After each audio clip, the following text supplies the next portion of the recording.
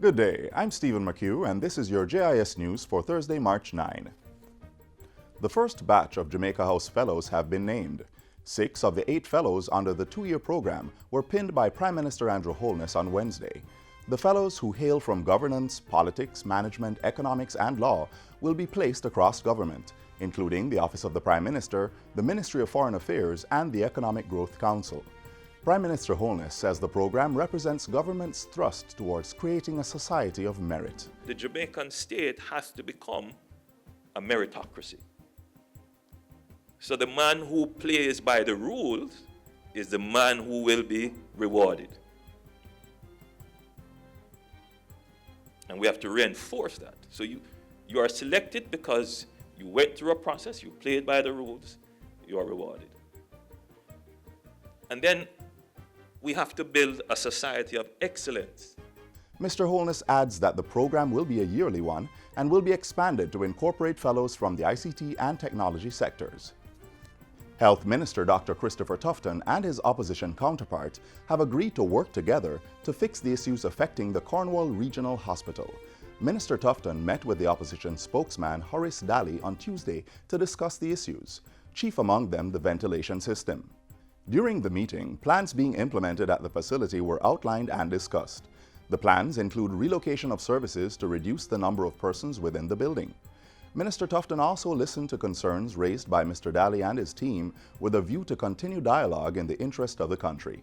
In a bid to strengthen communication and collaborative effort, both parties have agreed on monthly meetings to discuss updates on the plans being implemented and continued discussions on staff welfare and critical services being relocated.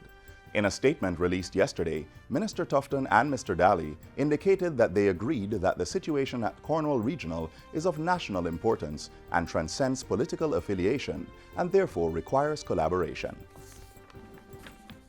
A $35 million program has been launched to boost skills training, career advancement, and employability of at-risk youth. The Regional Workforce Development Program is funded by the United States Agency for International Development and is being implemented over 5 years. Jamaica is one of 3 Caribbean countries benefiting from the program, which will provide at-risk youth with upgraded and market-relevant skills and competencies. Education State Minister Floyd Green says this focus is in line with government's work to prepare young people for the labor market. The ministry's Region 3 Director, Carleen Segree, delivered the State Minister's remarks at the recent launch. The government is proactively seeking to tackle the problem of youth unemployment and the skills deficiencies through various programs. More than 1,500 students and the faculty of the Old Harbour Primary School in St. Catherine are enjoying upgraded and expanded facilities, courtesy of the Jamaica Social Investment Fund, JIS. Under its Basic Needs Trust Fund project, which is financed by the Caribbean Development Bank, JIS has spent $79.1 million improving the school's facilities. The school, parents, and community contributed another $4 million to the project, which was officially handed over on Wednesday. The work included the construction of 10 new classrooms, which have been furnished with new desks and chairs for teachers and students, as well as fire extinguishers. JIS also rehabilitated the school's student bathrooms, kitchen, library, administrative areas, and walkways, and upgraded the electrical system. JIS's Managing Director Omar Sweeney says the project included other interventions to support the holistic development of the school. A part of the investment has seen programs to improve the quality enhancement in literacy and numeracy. With the addition of the sanitation block, there was training in water, sanitation, and hygiene training. There is maintenance training that has been executed with the leadership of the school. There will be additional training for special education needs counselors.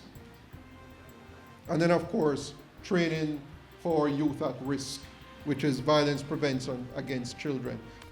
And finally, Education Minister Senator Ruel Reid is again insisting that school administrators follow the ministry's approved textbook lists and desist from forcing parents to unnecessarily purchase additional texts.